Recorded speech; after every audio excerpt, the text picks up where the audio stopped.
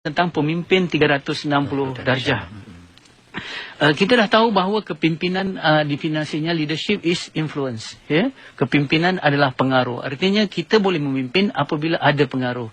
Jadi ini menolak tanggapan bahawa kepimpinan itu berkaitan dengan jawatan ataupun dengan kedudukan yang pertama. Dan ini juga menolak tanggapan setengah pihak yang mengatakan kita boleh memimpin orang bawahan kita saja. Ya, tetapi kita tidak boleh memimpin orang atasan kita. Jadi apabila dikatakan kepimpinan itu pengaruh, artinya kita tanyakan, apakah kita boleh mempengaruhi atasan kita? Sekiranya kita boleh mempengaruhi atasan kita, artinya kita sedang memimpin atasan kita. Itu yang ya. Kemudian ini juga menolak tanggapan bahawa untuk berjasa kita mesti ada kuasa. Untuk berjasa, kita mesti ada kuasa. Tidak perlu untuk kita berkuasa untuk memberi jasa. Kerana apabila kita ada pengaruh yang baik dan kita dapat menggunakan pengaruh kita ke arah kebaikan, artinya itu jasa. Ya? Dan kita tidak perlu kuasa untuk berjasa. Cuma apabila kita ada kuasa, mungkin membolehkan kita memberi jasa yang lebih tinggi ataupun lebih banyak lagi. Ya? Baik. Bila kita katakan kepimpinan 360 darjah, artinya dia melibatkan semua dimensi kepimpinan. Ya? Iaitu kepimpinan, katalah kepimpinan itu di tengah-tengah. Dia boleh memimpin di atasnya, kemudian dia boleh memimpin yang sebaya, yang sebaya dengannya, yang setara dengannya, ataupun dia boleh memimpin yang di bawah dengannya. Jadi kepimpinan dalam Islam hebatnya ialah kepimpinan yang boleh kita gunakan pengaruh itu untuk ketiga-tiga dimensi tadi, atas, sisi dan bawah. Ya, ini ya. Jadi kita lihat, cuba lihat bagaimana Rasulullah SAW memimpin Ustaz Irwan ya, semasa baginda berada di bawah. Ya. Baginda berada di posisi sebagai gembala kambing kepada bapa saudaranya Abu Talib. Baginda pernah menjadi usahawan yang mendapat amanah untuk menjalankan perniagaan daripada bosnya waktu itu ialah Siti Khadijah sebelum menjadi isteri baginda ya. Jadi bagaimana Rasulullah SAW boleh mempengaruhi Abu Talib hingga Abu Talib menyayangi Rasulullah SAW. Bagaimana Rasulullah SAW dapat mempengaruhi Siti Khadijah sehingga Siti Khadijah tertarik dengan satu keuntungan perniagaan itu sendiri. Yang kedua tentang akhlak dan kepribadian Rasulullah semasa menjalankan perniagaan. Jadi artinya ini sebagai satu cerminan kepada kepimpinan kita. Kalau kita sebagai anak, ibu bapa kita di atas kita. Kalau kita sebagai pengikut, pemimpin kita di atas. Kalau kita ada eksekutif, bos kita di atas lah. Ada CEO kita, manager kita di atas dan sebagainya. Jadi bagaimana kita nak memimpin? Perlu ada dua. Sebenarnya, bagaimana kita nak mempengaruhi atasan kita, mesti ada dua. Ya? Pertama, kita menunjukkan prestasi kerja yang baik. Yang observable dan measurable, yang boleh dilihat dan boleh disukat. Contohnya, Rasulullah SAW tentulah menjaga kambing yang diamanahkan oleh bapa saudaranya itu dengan baik. Betul ya? Maksudnya kambing ini dapat diberi makan, diberi minum, terjaga daripada penyakit dan selamat. Jadi artinya prestasi kerja Rasulullah SAW itu tidak dapat tak dapat dinafikan. Itu pertama. Dan bagaimana perniagaan Siti Khadijah itu mendapat keuntungan yang berlipat ganda. Ya? Berlipat ganda. Jadi itu menunjukkan Rasulullah SAW bukan saja ada integriti dalam perniagaan, tetapi Rasulullah ada kepakaran dalam perniagaan, hingga kepakaran itu membolehkan baginda mendapat keuntungan yang berlipat ganda apabila menjalankan perniagaan bagi pihak Siti Khadijah. Jadi kalau kita sebagai pengikut, kita nak mempengaruhi atasan kita, ialah menunjukkan prestasi kerja kita. Begitu juga kalau anak-anak nak mempengaruhi atasannya, itu ibu bapanya, dia mesti menunjukkan bahawa dia amanah-amanah yang diberikan, kerja-kerja yang diamanah oleh ibu bapanya, soal prestasinya dalam pelajaran, soal dia di rumah mengemas diri, kemudian kebersihannya, kemudian keterampilannya dalam menguruskan masa dan sebagainya, mesti diakui. Jadi bila diakui hebat oleh ibu bapa, anak itu ada pengaruh kepada ibu bapanya. Jadi apabila prestasi kerja, pengikut itu ada pengaruh kepada bosnya. Jadi bos yang pertama dia nampak, oh, apa kerja yang dia buat tu baik, orang kata terlaksana, dia katakan. Okey, yang kedua ialah mempamerkan akhlak yang baik. Komunikasi yang baik, artinya bagaimana kita menjaga tutur kata, kita menghargai, kita menghormati atasan kita. Kemudian kita menjaga akhlak kita semasa kita berurusan dan sebagainya. Jadi tadi kepakaran kita, tetapi ini kepribadian kita. Jadi apabila ibu bapa contohnya, ibu bapa melihat kepribadian anak-anaknya baik, di samping prestasi pelajaran ataupun prestasi pengurusan dirinya baik, waktu itu ibu bapa sudah terpengaruh dengan anaknya. Waktu itu boleh dikatakan anaknya sedang mempunyai satu potensi yang besar untuk memimpin ibu bapanya. Saya katakan pemimpin adalah pengaruh, ya. Begitu juga apabila seorang pekerja, dia telah menghasilkan kerja yang baik, di samping itu akhlaknya, ya, dia ada yang kata high touch, nilai kemanusiaan yang tinggi. Waktu itu ketuanya, manajernya atau CEO di atas, dia melihat, oh, di samping dia ada kompetensi, dia juga ada integrity. Dia juga ada high tech, dia juga ada high touch. Waktu itu insya-Allah pengaruh bagi pekerja itu, bagi orang bawahan itu di atas untuk memimpin tinggi. Sebab itu akhirnya Abu Talib mengakui keluhuran, kejujuran anak saudaranya.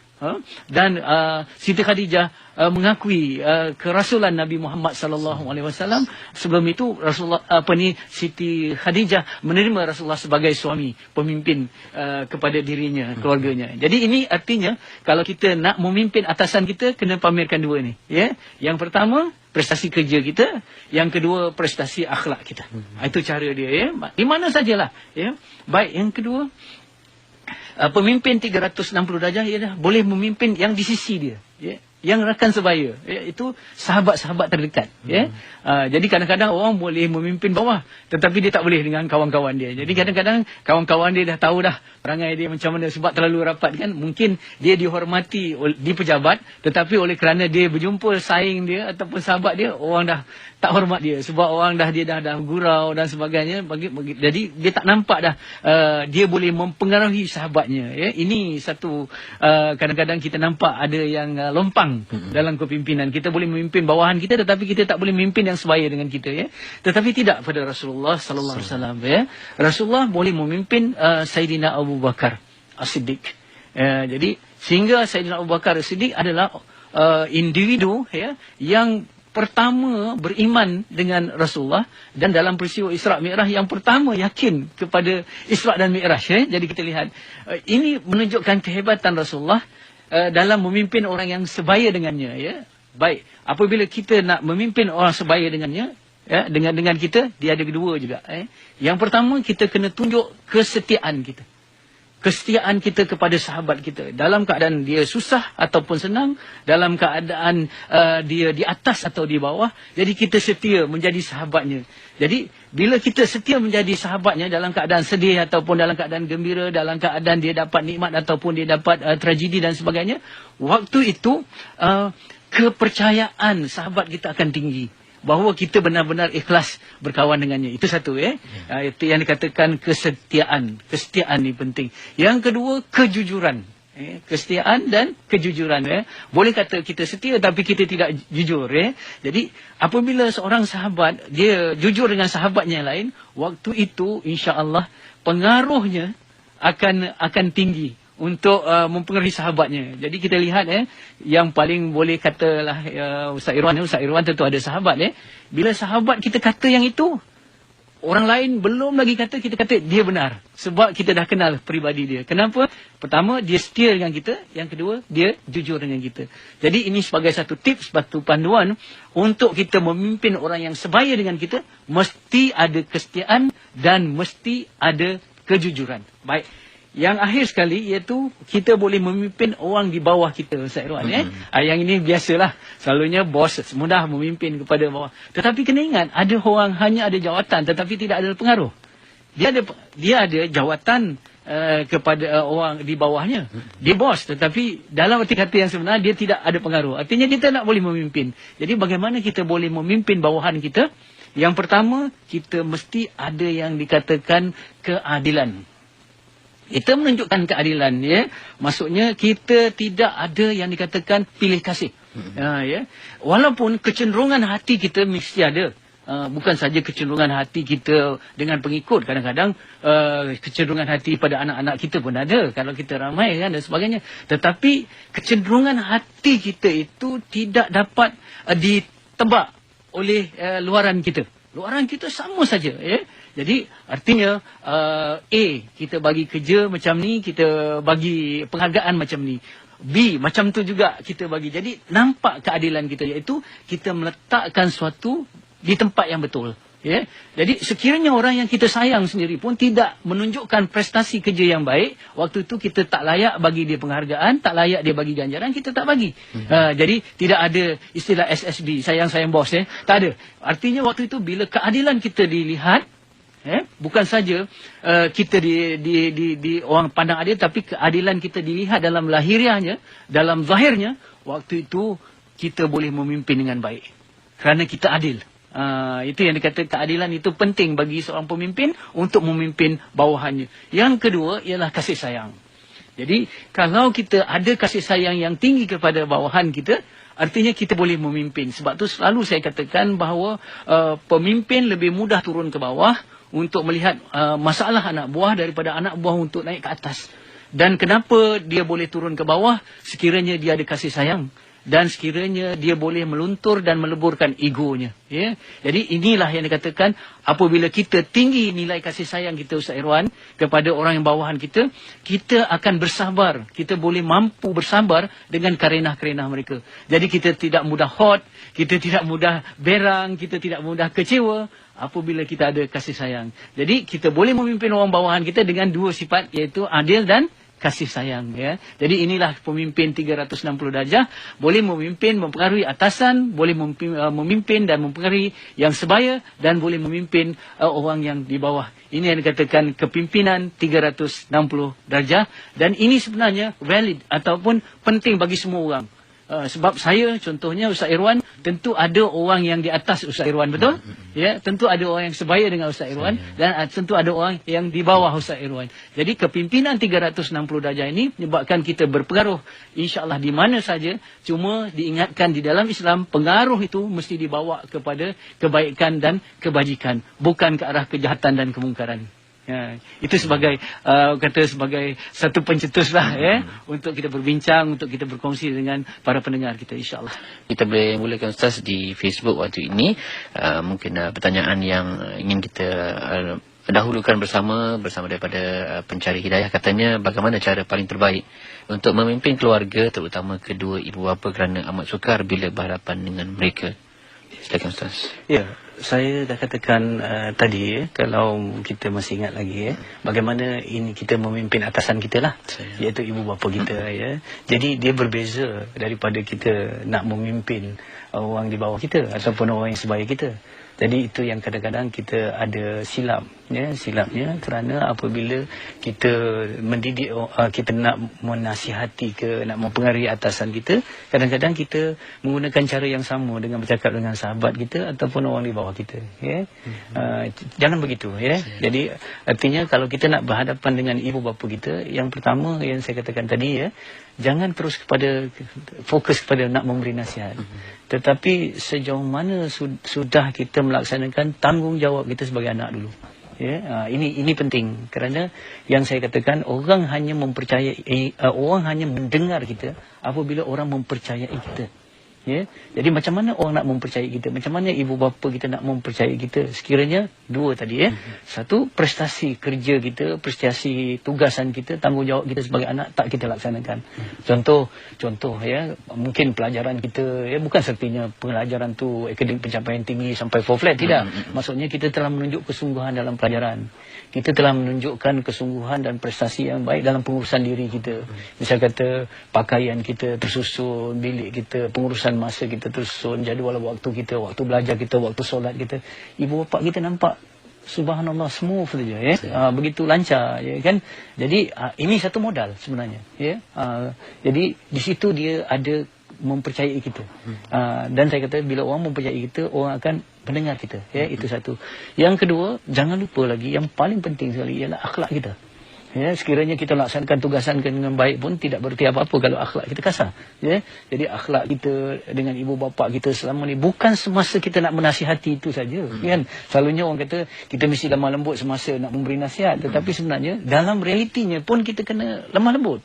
Dengan lemah lembut, dengan kasih sayang dan sebagainya. Jadi artinya kita apabila kita membina diri kita, kepribadian kita, itulah satu modal untuk kita memberi nasihat. Ini penting ya. Jadi tunjukkan dua. Baik. Di samping itu, apabila kita nak berhadapan dengan ibu bapa kita, kita kena menggunakan bahasa-bahasa yang dikata qaulan ma'rufah. Ya, yang kata qaulan ataupun kata-kata yang baik, ya. Ataupun qaulan maisura, kalau dalam Quran kata qaulan maisura ni kata-kata yang mudah, ya. Atau maksudnya dalam walaupun kita jangan nampakkan memberi nasihat, tetapi kita kena menampakkan kita meminta pendapat. Nampak kita kadang-kadang dalam kita seolah-olah kita meminta pendapat, sebenarnya kita sedang memberi nasihat.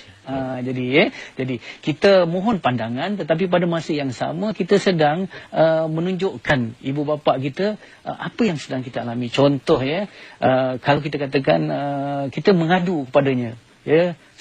Sayugiannya seorang anak sentiasa meluahkan rasanya kepada ibu bapanya. Kata selama ni nampak yang hati tak tenang, macam mana rasa rusah, gelisah ayah. Kata, jadi ayahnya akan memberi pandangan. Seorang ayah dia akan beri pandangan. Dia kata seolah-olah dia kata kamu carilah ketenangan. Macam mana ayah nak jadi ketenangan? Kamu kena banyaklah solat. Waktu tu dia sendiri akan terkeluar perkara-perkara yang dalam ilmu dia, ya, yang dia terlupa selama ini semasa dia memberi nasihat kepada anaknya. Ya. Jadi bayangkan kalau kita kata nak ayah jagalah solat, daripada ayah saya ni sejak akhir ni macam ni tak tenang, ayah semanja. Itu yang dikatakan akhirnya biarlah nasihat itu keluar daripada mulut orang yang kena nasihat sendiri. Itu yang paling baik Dan jangan lupakan unsur doa dalam kita menghadapi orang atasan kita Cuma doa ini, bisa kata doa ini kita mesti doa yang bersungguh-sungguh Sebab tu adab dalam berdoa ialah, orang kata adab dalam berdoa menghadap kiblat, ada wuduk dan betul, itu ada adab lahiriah. Tapi adab berdoa yang paling penting sekali ialah keyakinan akan dimakbulkan doa itu. Itu Jadi macam mana doa tu nak dimakbulkan kalau kita 50-50 dalam berdoa. Jadi kita yakin ibu bapa kita akan berubah insya-Allah Jadi dalam keadaan kita berdoa itulah insya-Allah Allah akan beri. Dan doa itu seperti mana yang disampaikan oleh Dr. Zaharuddin pada pagi tadi, saya sempat kata mesti spesifik, mesti dengan adab lahiriah dan juga adab rohaniahnya insya-Allah. Dengan mengakui kita hamba dan mengakui kita mengharap kepada Allah, dan insya-Allah ibu bapa kita akan sedikit-sedikit sebanyak berubah. Dan jangan mengharapkan hasil yang instan. Jangan harapkan hasil yang instan. Kau tengok doa Rasulullah kepada penduduk Taif pun 8 tahun katakan 12 tahun ada 12 tahun tu doa Nabi Musa berapa tahun dan sebagainya. Jadi kita yang banyak dosa, yang banyak kelalaian ni, takkanlah kita nak harap doa kita mustajab dan sebagainya. Tapi boleh Allah kurniakan, tetapi sekiranya dilambatkan itu mempunyai hikmah yang tersendiri. Baik, juga kita teruskan bersama 0362051500 di SMS ke 39111 dan juga di Facebook Iklim.FM. Dan juga kalau boleh kita terus lagi dengan bersama dengan rakan kita di Facebook, Ustaz kata daripada Anita, katanya kita cuba untuk memberi keadilan kepada semua staf, tapi ada yang tidak mendengar arahan dan berperilaku buruk. Jadi di sini kita tak dapat berlaku adil dalam keadaan terjun ini. Mungkin Ustaz boleh bagi tips sedikit untuk sedikit pencerahan. Ya, terima kasih Cik Anita Kita berdepan dengan pekerja. Cik Anita ni mungkin ketua lah InsyaAllah terima kasih kerana sudi berkongsi pada kita pada pagi ini. Keadilan itu bukan meletakkan sama rata sama rasa. Keadilan dalam Islam ialah meletakkan sesuatu di tempatnya. Jadi keadilan dia ada dua bentuk dalam organisasi. Kadang-kadang dalam bentuk material yang tangible, begitu juga dalam bentuk yang intangible, penghargaan, ucapan terima kasih dan sebagainya. Kadang-kadang kita kita bagi penghargaan dalam bentuk gaji, tetapi kita tidak bagi dalam bentuk penghargaan. yang dikatakan bentuk intangible. Jadi waktu itu orang pun akan terasa hati. Ya. Ada orang yang hanya bagi penghargaan mulut aja, tetapi bonus tak naik-naik, gaji tak naik-naik. Jadi dia kata, saya tak nak pujian apa-apa, tapi saya nak memang dalam bentuk material. Ya. Jadi dalam bentuk macam ni, apabila kita sebagai ketua, ya, kita mesti lihat begini, ya. Adil itu mereka yang menunjukkan prestasi kerja yang baik, ya, kita mesti bagi ganjaran. Kerana dia layak mendapat, kerana dia rajin dan dia berusaha untuk itu. Sekiranya kita tidak memberi ganjaran kepada yang menunjukkan prestasi, cuma kita bagi sama rata je semua. Jadi waktu itu orang yang malas akan bertambah malas, dan orang yang rajin akan hilang dorongan. Kalau tak dijaga sungguh-sungguh lah. Lainlah kalau betul-betul dah terdidik atas kerja atas dasar ibadah. Maksudnya tak langsung mengharapkan ganjaran, tetapi sebagai manusia biasa, orang mengharapkan ganjaran kepada prestasinya. Ya? Jadi kalau yang malas pun dapat setara, yang rajin pun dapat setara, akhirnya kita tidak dapat membina apa-apa. Ya? Ini macam negara komunis lah. Ya? Jadi orang yang ada potensi akan terus tertindas, orang yang ini akan begitu saja. Kita tak mau begitu. Ya? Itu satu. Jadi mesti layak dapat ganjaran. Ya, itu yang penting. Kemudian bagi mereka yang malas, misal kata yang ada masalah dan sebagainya, kita dihukum. Selalunya dia kata orang yang malas, orang yang ini teori McGregor, ya, kata manusia X dan manusia Y dalam organisasi. Yang baik dah kita bagi ganjaran, yang tak baik kita bagi hukuman. Kita gunakan kaedah carrot and stick, kata ganjaran dan hukuman. Tetapi ganjaran dan hukuman sudah ketinggalan dalam menguruskan kita punya anak buah. Ya. Kita mesti orang yang ada masalah, orang yang ada keburukan tingkah laku ataupun prestasi kerja menurun, dia bukan dihukum, tetapi dia mesti dididik. Ini ya, didik. Sebab tu sekarang ni secara perlahan-lahan organisasi sudah bertindak kepada yang dikatakan organizational learning. Ya, learning maksudnya ya, organisasi sudah jadi macam pusat pendidikan juga, iaitu mendidik para pekerjanya, ya, para pekerjanya bukan saja aspek-aspek teknikal dan mekanikal ataupun kepakaran hardware, tetapi juga dalam soal pembinaan jiwanya. Pembinaan saksiahnya dan sebagainya. Ini unsur-unsur budaya dan nilai dalam organisasi yang selama ini terlepas pandang. Kadang-kadang Barat hanya lihat pada kepakaran seseorang, tetapi dia tak nampak soal-soal dalaman yang perlu dibangunkan. Sebab itu saya rasa satu cadangan bagi pada Puan ataupun Cik Anita ialah menjalankan proses pendidikan yang berterusan kepada pekerja-pekerja yang mempunyai masalah, kerana kadang-kadang masalah mereka itu bukan soal mereka tidak tahu buat kerja, tetapi tidak mahu kerana ada hambatan-hambatan yang di sanalah yang saya rasa Islam boleh memberi penyelesaian. Kerana Islam bekerja atas dasar ibadah, yang mana Islam melihat tempat kerja sebagai sejadah ibadah, bukan semata-mata tempat untuk kita melagang keuntungan semata-mata. Jadi di sana mindset ataupun perspektif pekerja kita melihat kerja itu sebagai satu makan gaji saja, mesti diubah ke arah mindset yang lebih luas. Itu yang dikatakan tauhidik mindset. Melihat kerja itu sebagai satu cara untuk berbakti kepada Allah melalui khidmat sesama manusia. Dan kerja itu sebagai satu tanggungjawab kekhalifahan, iaitu memberi kebaikan kepada orang lain. Dan untuk itu pekerja-pekerja itu mesti dibangunkan jiwanya supaya akrab dengan Allah, dan dia ada mission, bukan saja mission di dunia, tetapi orang kata sense of the end, iaitu keyakinan pada hari akhirat. Ini penting dalam pendidikan pada pekerja-pekerja kita. Ya, jangan melihat aspek hukuman, tetapi lihat juga di aspek pendidikan. Ya. InsyaAllah. Alhamdulillah. Baik, kita masih lagi terus bersama 0362051500. Ini masanya untuk kita terima pemanggil yang pertama waktu ini untuk kita berkongsi lagi dengan persoalan pertanyaan daripada anda. Silakan. Halo, Assalamualaikum. Halo, Assalamualaikum. Waalaikumsalam warahmatullahi. Siapa di talian? Saya Encik Zikri daripada Kota Baru. Teruskan Cik Zikri. Assalamualaikum Ustaz Harul. Waalaikumsalam warahmatullahi. Sekadar nak memohon sedikit pandangan daripada Ustaz. Begini, kalau kepimpinan kita melihat hari ini, macam mana pula dengan pandangan, sesetengah pandangan yang ada mengatakan bahawa kita perlu memimpin diri terlebih dahulu. Lepas tu baru kita boleh menjadi seorang suami. Lepas tu pastikan keluarga kita telah pun dan mencapai kesempurnaan, baru kita boleh memimpin masyarakat. Kerana bila mana kita diberikan sesuatu amanah, kita diberikan suatu tanggungjawab, kita merasakan bahawa kepimpinan itu kita mesti lakukan dengan serentak ataupun mesti habiskan satu persatu. Ustaz faham maksudnya? Saya Maksudnya adakah kita perlu pastikan diri kita tu betul-betul 100% memimpin diri dengan baik, lepas tu baru boleh memimpin masyarakat dan sebagainya, ataupun benda ni boleh berlaku serentak. Wallahu a'lam. Baik, terima kasih Zikri. Okey. Silakan Ustaz. Pertamanya saya nak ucapkan terima kasih lah kepada Cik Zikri. Memang mengingatkan Zikri, mengingatkan kita kepada satu sudut kepimpinan yang sangat penting. Selalu dikatakan mana mungkin kita menghasilkan bayang-bayang yang lurus sekiranya kayu bengkok. Bagaimana ketam boleh mengajar anaknya berjalan betul sebab dia pun jalan tak betul.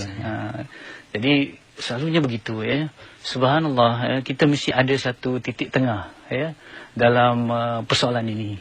Tidak terlalu ke kiri, tidak terlalu ke kanan. Maksudnya tidak terlalu terperangkap dengan selesaikan dulu soal diri, kemudian baru memimpin orang lain, ataupun terus kita cenderung ke sebelah ekstrim yang sebelah kanan, iaitu kita pimpinlah orang lain tanpa memimpin diri sendiri. Kita mesti berada di tengah-tengah. Satu lagi, saya ingat kesempurnaan dalam kepimpinan jangan dilihat sebagai satu titik, satu destiny, tetapi cuba kita lihat sebagai satu proses. Jadi dalam diri kita katakan kita mendidik diri kita, mana ada sempurna Ustaz Irwan, sampai mati pun tak sempurna. Sebab kita dalam proses mendidik diri kita. Kadang-kadang ada alpa, kita bertaubat, betul. Kadang-kadang ada dalam keadaan yang kita ingat, kita mengingatkan orang lain. Kadang-kadang kita lupa, orang mengingatkan kita, betul. Jadi ini persoalannya manusia, manusia alpa. Tapi manusia yang alpa ini juga Allah bebankan, bukan Allah bebankan, Allah amanahkan. Minta maaf Allah tidak menyusahkan kita, tapi amanah memang satu beban yang diletakkan di tanggungjawab kita. Kita diminta jadi pemimpin. Jadi pertama saya kata jangan berpura-pura. Jangan berpura-pura, iaitu kita memimpin orang lain tetapi kita melupakan diri kita sendiri. Ini yang dikatakan berpura-pura lah.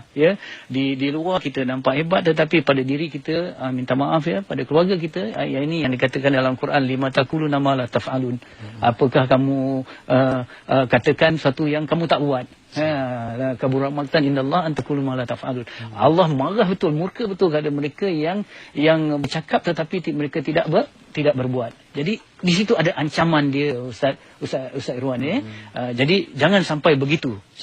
Dan jangan terperangkap dengan kita nak tunggu kesempurnaan diri kita baru kita memimpin. Tidak. Dalam Islam ialah kita seru diri kita, pada masa yang sama kita baiki orang lain. Jadi artinya kita bermujahadah dengan diri kita, tapi pada masa yang sama kita cuba memperbaiki orang lain. Itu yang dikatakan sebaik-baik cara menasihati diri kita ialah dengan memberi nasihat kepada orang lain, dengan erti kata sentiasa ada kesedaran. Contohnya saya pernah tulis dalam satu entry, dia kata sebenarnya kalau diamat-amati nasihat yang kita sampaikan kepada orang lain, sebenarnya kita yang lebih memerlukan nasihat itu. Jadi artinya semasa kita memberi nasihat, mesti ada kesedaran bahawa kita sedang menasihati diri kita sendiri. Tetapi sekiranya kita terperangkap dengan tipu daya syaitan, kita menunjukkan diri kita sempurna, maka tidak ada murabi, tidak ada asatizah, tidak ada siapa pun keluar berdakwah mengingatkan orang lain, kerana sibuk dengan diri kita masing-masing. Tidak ada kesempurnaan di situ. Jadi artinya jangan berpura-pura, tadi golongan yang pertama, jangan terlalu mengharap kesempurnaan. Jangan berpura-pura, kepura-puraan tadi, jangan menunggu kesempurnaan dalam kita memimpin. Artinya kita memimpin diri kita, ya, itu yang utama. Tetapi pada masa yang sama, jangan melupakan tanggungjawab kita untuk mengingatkan dan memimpin orang lain, insya-Allah. Jadi itulah titik tengahnya, ya. Sebab itu kita minta supaya Allah Subhanahu Wa Taala sentiasa memberi hidayah dan taufik kepada kita, hingga dengan itu apabila kita memimpin orang lain, kita tidak melupakan diri kita sendiri, insya-Allah. Insya-Allah. Kita dah sampai ke penghujung, Ustaz. Mungkin mohon maaf juga kepada para pemanggil dan juga penghantar pertanyaan dari Facebook juga SMS untuk kita bersama pada kali ini, masa yang ada, dan mungkin di penghujung Ustaz dapatkan kesimpulan yang terbaik untuk kita bawakan dengan tajuk kita pada kali ini. Ustaz, silakan. Marilah kita memimpin, dalaman kita, iaitu jiwa kita, minda kita, akal kita dan emosi kita, ke arah yang telah ditentukan oleh Allah Subhanahu Wa Taala, iaitu ke arah menjadi hamba Allah yang tunduk dan patuh kepada kehendak Allah, dan ke arah menjadi khalifah, iaitu menyebarluaskan khidmat kepada hamba-hambanya.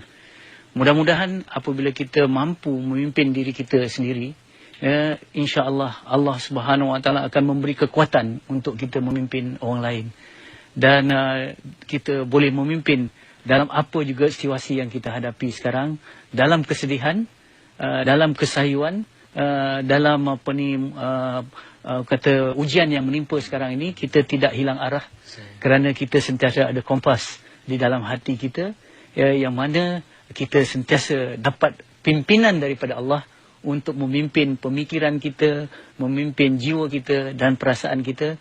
Dengan itu insya-Allah kita akan hadapi musibah ini dengan tabah, dan insya-Allah musibah ini akan mendekatkan diri kepada Allah, dan sebenarnya inilah panggilan daripada Tuhan untuk kita kembali padanya. Dan musibah yang paling tragedi, yang paling besar ialah apabila kita melupakan Allah dalam menghadapi musibah itu sebenarnya. InsyaAllah.